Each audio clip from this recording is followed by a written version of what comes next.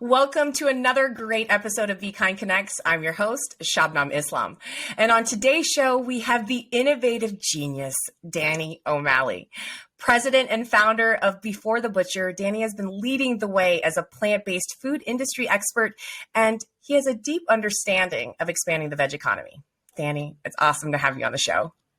Thanks, Shabnam. I appreciate it. In fact, I think I need to take you everywhere I go just to introduce me, because that was a fantastic introduction. Well, I mean, this is what I do, so, you know. Yeah, no, I get it. Yeah, well, you do it well. So let's get into. Thank you. But let's talk a little bit about you. Who was Danny O'Malley before the Butcher? That is a really good question. It's somebody that has been trying to figure out for years exactly who he was. I mean, I spent many years in the food industry and the entertainment industry, and just couldn't find my place in the world, if you know what I mean. And about 8 years ago now, I joined a company that gave me some deep insight to the person I am today. And that was Beyond Meat. I started working for them about 8 years ago now. And it really opened up windows to my world and allowed me to see more of who I am as a person and who I wanted to be. And fortunately with that, it grew into me creating a company that was really an extension of my left arm and my right arm, which is Before the Butcher. And I'm very fortunate to do something I love and passionate about, and it's all wrapped around plant-based and vegan, and the concern with our planet Earth and the health of our Earth and animals and so on and so forth. So it's so enveloping and so gratifying to do something that you spent your life looking for. Because I know there's people that, go from birth to death and never really figure out where they belong on this planet. And I feel like I've figured it out, and I love it. Every day I love what I do. So how long ago did you start your vegan journey? Was it working with Beyond Meat that actually inspired this change for you? Well, interesting enough, I would step back 20 years to talk about my journey toward a healthier lifestyle and how that evolved into being vegan, probably about 6 years ago while I was at Beyond Meat. I wasn't vegan when I started working there, though I was what we would call pescatarian, because I wasn't eating meat or poultry. I was eating seafood, which was the hardest thing for me to give up at the end because I loved it. But it's not hard to look back and understand why I did it and why I never turned back since that day. It really has been an interesting journey for me. It was my friend who pushed me to go 100% plant-based about 6 years ago, and we were working out together, and he's a little heavy set. And we said, hey, look, we're going to start a program, 6 weeks of working out every day and eating healthier. And he said to me, hey, look, why don't you go vegan? And I looked at him and said, wait a minute, I'm kind of doing this for you and you're telling me to go vegan? I said, well, but you challenged me, so I got to do it. So what I did, Shabnam, is I did something, now I reflect back on it, it was actually pretty smart. In my adult life, I always had borderline high cholesterol. It's kind of run in my family. I, certainly thought it was hereditary. And so I went into my doctor, got my cholesterol checked. It was borderline high. My doctor said, hey, look, you should think about going on, statins and drugs and stuff like that. And I said, I don't get it. I don't, why? I eat healthy. I'm doing all the right things, so I think. And for 6 weeks, I went 100% plant-based. I was working out at least 5 days a week, really taking care of myself. And I went back in and got checked afterwards, and my cholesterol dropped 70 points, which is massive. So I was down to a very healthy cholesterol level, and I've never turned back from that. I mean, it was really a testament to myself that a couple of things. One is, obviously, I wasn't eating as healthy as I thought it was, right? And two is, by the way, I told you my favorite thing and the last thing I gave up, which was animal-based, was seafood. And as you know, shellfish, very high in cholesterol. And I loved Absolutely. shellfish at the time. But it was twofold. One was, hey, I learned I wasn't eating as healthy as I thought, or taking care of myself as I should be. And two, I thought that high cholesterol was hereditary and ran in my family. And I didn't think there was much I could do about it. And I learned very quickly I could. And once I learned that was, as we call in the business, a game changer, right? And here I am today, 6 years later, not even thinking about it anymore. This is just my lifestyle. And I think that's important. What's really important here, and I know you talk about the same thing, is not that this is a diet. This isn't a diet to me. This is my lifestyle. This is what I practice and I preach every day. Well, I don't like to say preach because that just sounds like a lot. It sounds so vegan. It does. It does. Actually, that's why around most of the people I talk to, I talk about this right here, plant-based. Plant-based. Right? Because it's a kinder, gentler way to talk to people about what we're passionate about. Right? Absolutely. And some people put, right away you say vegan and they go like this and, and it's harder to open doors that way. And I don't have an issue with vegan. I think, obviously vegans are important to me because I'm one of them, but being able to talk to people that aren't vegan about what we do, why we do it, and why it's important is much easier to talk about, being plant-based. And the plant-based options available rather than the vegan or, options out there and what comes with that. So it's a little more radical for people. It's just that perception that's been out there for so many years. And now it's softened with plant-based. We're doing the same thing, but in a different way. And that's what's exciting about it. And you say radical to people, and I kind of want to go back to what you said, that because you thought your high cholesterol was hereditary, and in research, we know that there's evidence that hypercholesterolemia can be hereditary. So how did that impact your family when you told them that you started to go on this plant-based diet? Did that have any influence? Oh, yeah. I mean, what a fantastic segue right there, Shabnan. I'll tell you why, because I was thinking about this earlier today. And I'm not sure why. It just came to my head. I grew up in the Midwest. I have 6 brothers and sisters, and we were a true Midwestern family. Meat and potatoes every day on the plate. We have a little veggies, but it was meat and potatoes. That's the way we ate. That's what I knew. That's how I did it, right? And that's the way all my brothers and sisters as well. And I remember shortly after I went 100% plant-based, maybe a year or so after. This is probably a good 5 years ago. My oldest brother, Big Bill. Bill's about 6'4", 240, 250, right? Big guy. And he was the bully when I was a kid, right? I'm the youngest boy, so that my 4 older brothers always picked on me until I got fast enough to run away from them. And then I wrestled in high school, so I was able either to take them down quick and move away fast, or but Bill is the epitome of a meat eater. He's going to sit down, he's going to have a beer in one hand, and he's going to have a steak on the plate, and there's going to be a big baked potato and maybe a couple of string beans there, which he may or may not try, right? I mean, this is the image of my brother. This is my older brother. Everybody knows. About a year after I started, he pulled me aside. We're at a family event. I think it was a wedding or something like that. And he goes, "Dan, I need to talk to you." And I said, "Okay." He says, "But you can't tell any of our brothers and sisters." I said, "Okay." And I'm like, he's being very serious. But he says, "I'm eating vegetarian now." I said, "What?"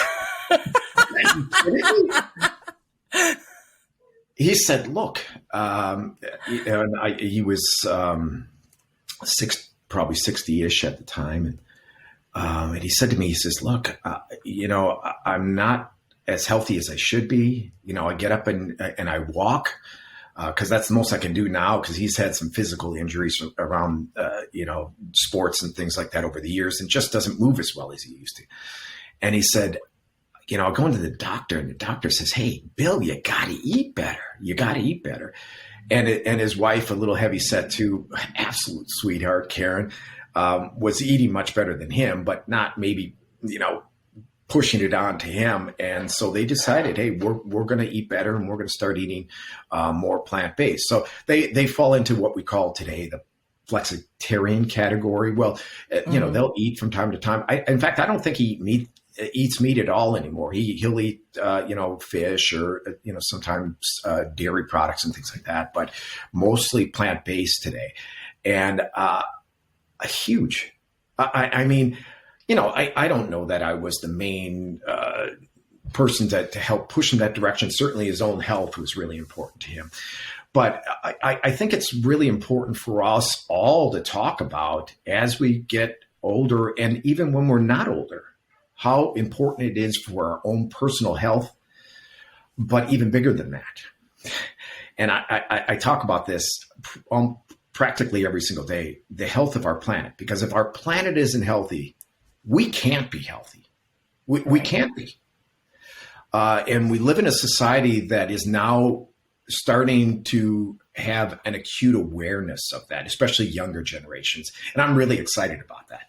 That's really great for us and our children and our children's children, because look, as long as I'm on this earth and you're on this earth, there'll be an earth for us to be on, right? Because we don't have that many years left.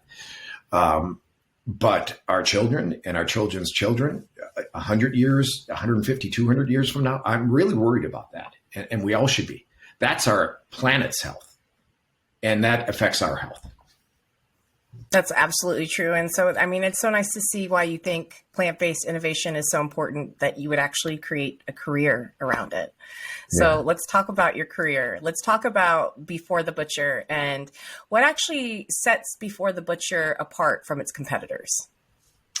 Well, there's a couple of things. When I started the company, I worked for the leader and innovator in the industry, which is Beyond Meat. I'm not sure I put them in that category anymore. They certainly are, one of the largest out there. But there's other incredible innovators today, and we're seeing a lot more startups come forward with ideas and products that are really, really cool. My thought process back almost 5 years ago now. So I'm certainly, and my company is one of the earlier adopters in plant-based.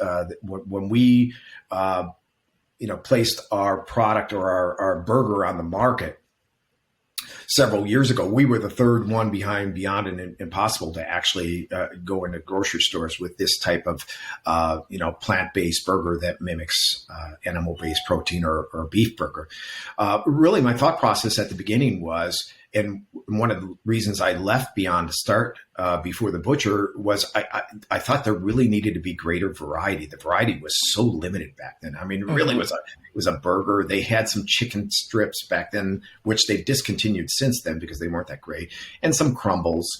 Nothing spectacular other than when the burger came out, and it really was a revolution and an evolution into something that we see today. So variety was really important. I started with 8 products.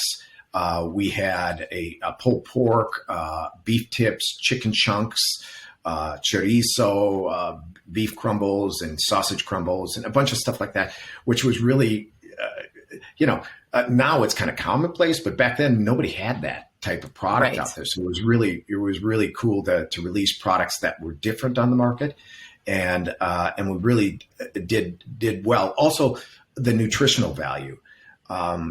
When we got to the point where we were developing our burger, and back then that was innovative, not so innovative today because everybody seems to know how to do it and everybody's making it.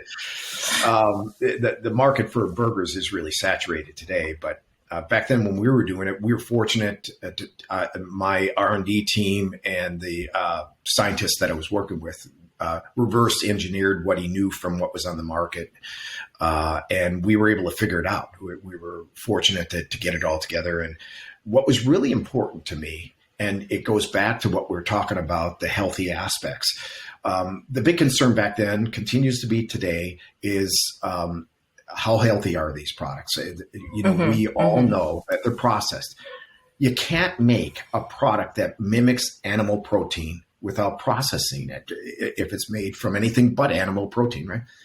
the other thing that people are missing here is almost any animal protein product that you eat today is already processed. Processed. Yeah, a beef burger is processed. Everybody thinks it's all, it's all that. It's also processed. Absolutely. Ours is processed a little differently. But what was really important to me was the nutritional value of these products and how clean we could make them and what we could do really to create a product that was acceptable for the general public to eat. And by general public, I really mean meat eaters, not just vegans and vegetarians, because that's the key behind these type of products. We want vegans and vegetarians to eat our products because they are vegan, but we also want meat eaters to enjoy them. So I looked at it and say, hey, what's the biggest concern on this list of ingredients that I see from our competitors out there that we're trying to create a product that's similar to what they've done? And the one that stood out in a big way to me was sodium. Both of them out on the market at that time, Impossible and Beyond, had almost 500 milligrams of sodium in a 4-ounce burger. Okay, so you're already talking. Eat one burger, you've already that's more sodium than you should have for your entire day. Though the average, American consumer or U.S. consumer is probably 12 to 1,400 milligrams.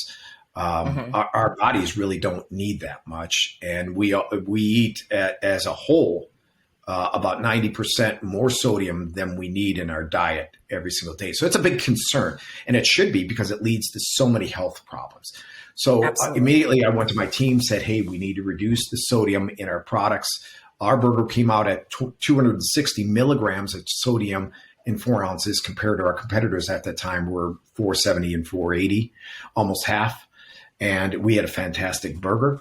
And I'm really proud to this day because there's nobody on the market today that has anywhere near the low level of sodium that I'm aware of for a burger on the market. And I continue to preach this. It's important that we're aware of that. Sodium is flavor, as we know. But Shabnam, if you want sodium on your burger, I want you to put it on, not me. Right. I want you to have that option. Right. I want you to say, hey, look. I love the texture, the bite, the chew, the flavor is good, but I need a little more salt on it. You do that yourself, right? That's a choice you make, not a choice that I made in the burger that I made for you, right? Because providing a high quality, healthy meal is what is important to before the butcher, and also giving the consumer the power to manipulate the product to their taste is also a beautiful thing, and not taking all that credit and need for it on your own plate is really really good stand apart from the competitor. So thanks for that. So let's talk about your products. How many of them do you actually have on the market now? Well, we're in both the retail and food service markets. So we have some products that are in the retail market that aren't in food service and some that are in food service that aren't in retail. But I think overall we've got 16, 17 products on the market. We have 9, 10 items for retail. Some of them double up. Some of the products that we have in retail are also in food service. So we have another. So tell us about which ones we can buy in retail. So in retail today, you can buy, and this is the other thing that, from the beginning, I said variety is really important to me. So when we released our burger, we didn't release just our burger. We released a family of burgers or patties. And so we have our plant-based beef-like burger, and then we have a chicken burger, a savory chicken burger. It's got just a little bit of spice to it. It's really awesome, my favorite. And then we have a turkey burger, and we have our award-winning breakfast sausage patty, which fits perfectly on an English muffin, so you can make yourself a nice English muffin sandwich. I love it. It is fantastic. And we won the 2019 FABI Award, Food and Beverage Innovation Award from the Restaurant Association, National Restaurant Association, for that product. So it's a fantastic product. And then we have 5 grounds. So we have our standard beef-like ground, and then we also have a taco ground, we have a breakfast ground, we have a Italian ground, and a chorizo ground. All incredible, and we won the FABI Award for our taco ground. That's amazing. And then the last thing, and this is actually one of the things that I'm most proud about in the evolution of Before the Butcher over the past few years, is from the beginning, one of our missions was to create products that are price comparable to animal-based proteins, which, as you know, and most people know, are not so easy for us to do because it is a bit challenging to make some of these products. So they're not inexpensive to make, even though people say, "Oh, you're making it from vegetables. How expensive can it be?" Well, it can be expensive. Processing is expensive. Science is expensive. Dietetic science is expensive. Exactly. So we introduced an alternate brand called Mainstream. And that is our affordable brand. We have one product on the market, our burger, the Mainstream burger. And it is, I believe, overall still the most competitively priced product on the market. If you go into a grocery store, just buy it online. And you can go to our website, btbfoods.com, to buy it if you like. And we'll ship it straight out to you, which people want to do now. They don't even want to go to the grocery store anymore, do they? That's right. They'd rather just sit at home and order it and have it sent. We will do that for you. $10.99 for 8-pack. So it's a $1.33 per burger. If you go into the grocery store and you buy, some of the major brands out there, they're 2 burgers for $5.99. Absolutely. So significant difference in price, and it is a really, really great burger. And I worked hard at being able to release that at a very competitive price, looking for that price parity with animal-based protein or beef burgers.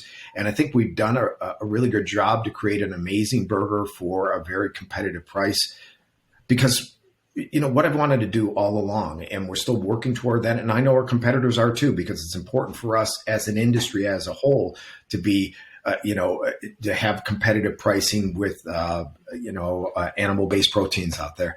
I want somebody to go to the shelf and look at, a bag of beef burgers and a bag of plant-based burgers and say, hey, I'm not worried about the price because they're right around the same price. I can make a choice for myself based on what I really want to eat and what's good for me, rather than worried about price. I actually shared a post yesterday on Instagram. I went to the grocery store, and right beside the $9.99 turkey patties, beef patties, was the $4.99 Impossible. Sorry to talk about that, but it was nice to see that and share that with the community, that it really isn't that expensive, and you just have to be looking in the right places. And it particularly in retail, in these grocery stores, there are always sales, always deals, and you just have to try different products because you never know what's really going to speak out to you. So Before the Butcher, it's definitely one you should all try right now. But a little birdie told me that you kind of have this new product that came out with Whole Foods 365 Market, huh? Can you tell me a little bit more about that? Yeah, I'm excited about this. We have a partnership with Whole Foods, and they have now in their market, or it is landing on the shelves right now. They call it a chicken bite. So it's like a chicken chunk or a chicken strip, but it's really natural looking. And I'll tell you what's really cool. It is the 365 brand, and you should be able to find it in your Whole Foods in the refrigerated area, where they'll have vegan and vegetarian options. Though it might be in the freezer, it's supposed to be in the refrigerated area. What's really cool about this product is you make yourself a beautiful salad and then throw this chicken on top of it. And I swear, you're going to try it and you're going to go, really? This isn't real chicken? I'm telling you, it is that good. It is crazy good. I mean, you can cook it up and do whatever you want with it as well. It's already a cooked product. So you could literally take it out of the container and just dump it on top. And the bite, the chew, the texture, the flavor is incredible. It is really great.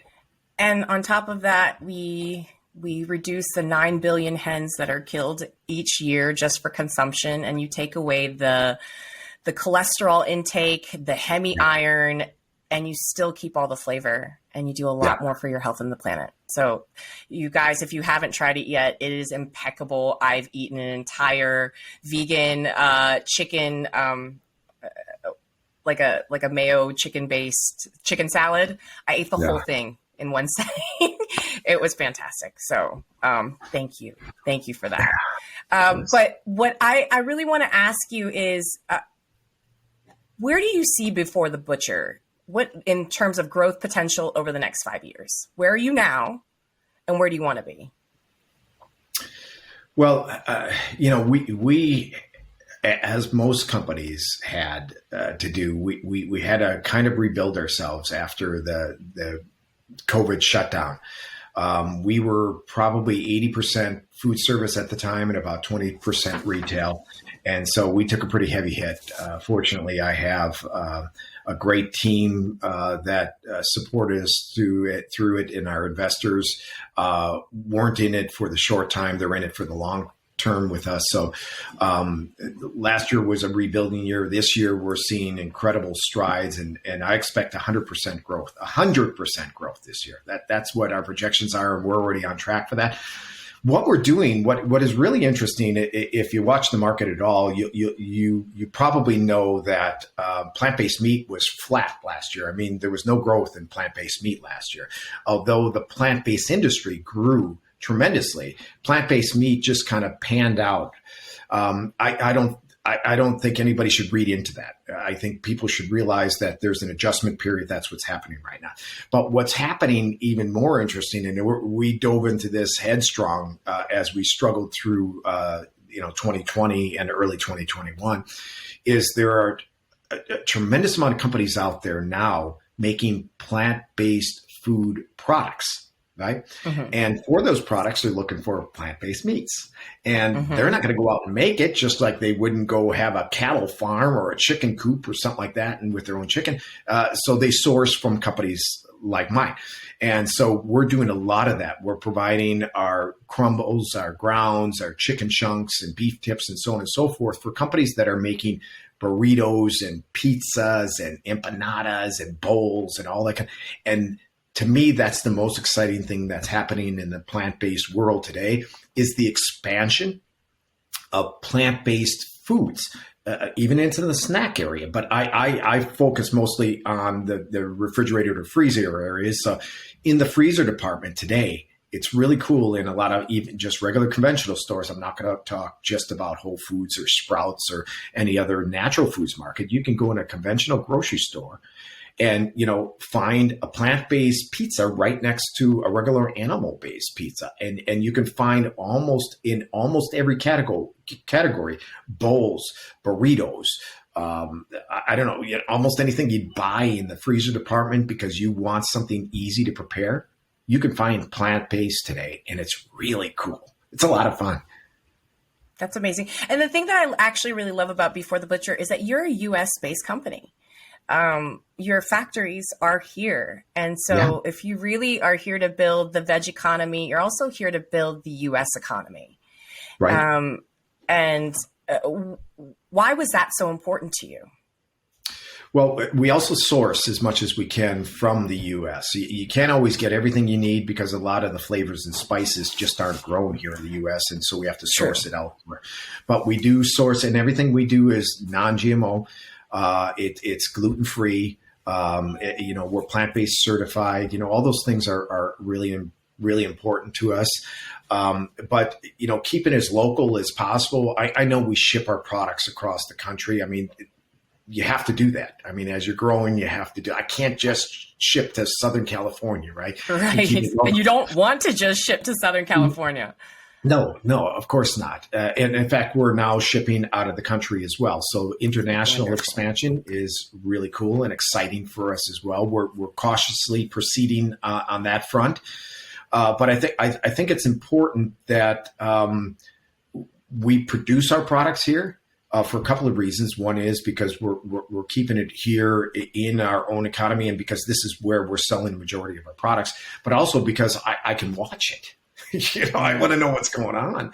You like taking part, an active role in your company and being able to experience it. That's powerful, Danny. Yeah, it's awesome. It's a lot of fun too.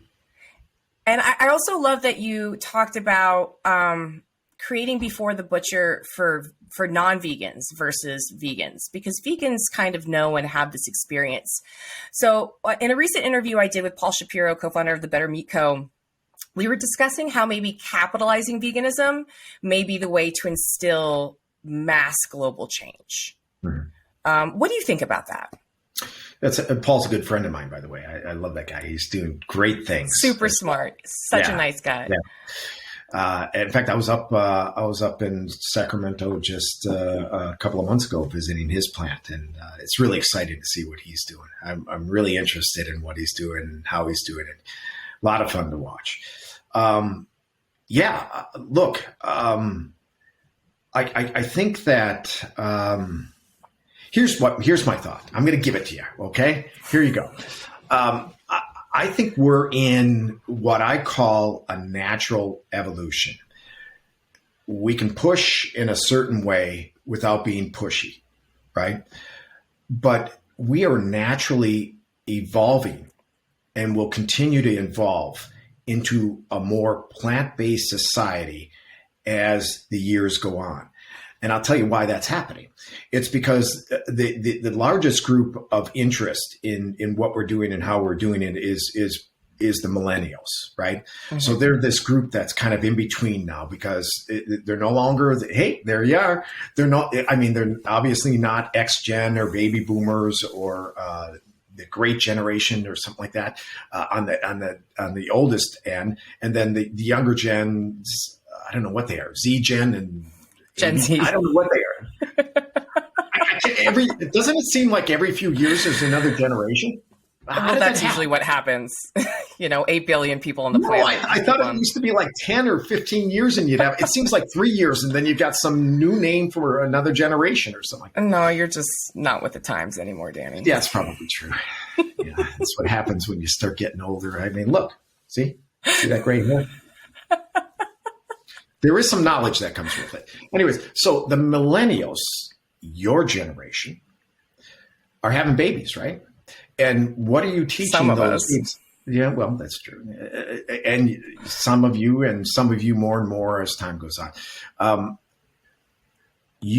That generation will be teaching their children how to eat plant-based because they're eating that way. Right? Whether they're flexitarians or meat reducers, reducitarians, whatever you want to call, they're 100% plant-based or just plant-based from time to time. It's still part of that generation, ingrained into that generation, and will pass that along to the younger generations. So just like I grew up as a meat and potato eater, because that's what I learned from my parents, and I had to teach myself something differently, they won't have to be taught because that's what they'll know. And that generation will grow up plant-based. It's a natural evolution that we will see continue in a way that there is no way anybody's going to stop this from happening. It's happening already. And we're going to see more and more of that as we move forward.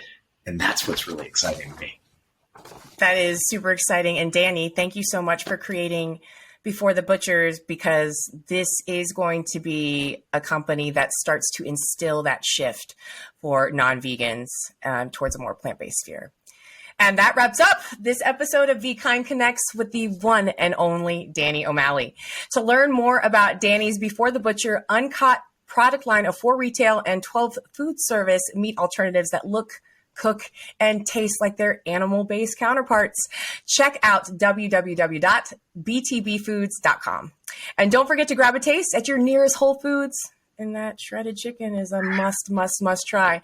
And to watch this VKind episode with Danny, please subscribe to our VKind Vibes YouTube channel. And to help you stay connected with us and the greater vegan community, give us a follow on the VKind app and download the VKind app today. In a world where cruelty is the main entree, VKind Studios is serving up a new kind of culinary challenge. In each episode of Peeled, contestants face off to be named hottest vegan chef or get peeled into the compost. Tune in summer of 2022 as we cook up compassion. This season, color is in and cruelty is out.